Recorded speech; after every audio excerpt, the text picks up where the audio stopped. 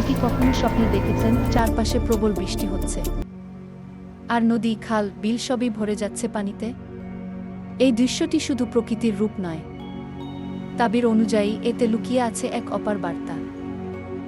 তাবির মতে, যদি কেউ স্বপ্নে দেখে যে বৃষ্টির পানিতে নদীনালা পরিপূর্ণ হয়ে গেছে, তবে এটি একটি শুভ লক্ষণ, রুজিরোজগারে বরকত ও প্রাচুর্য আসার ইঙ্গিত।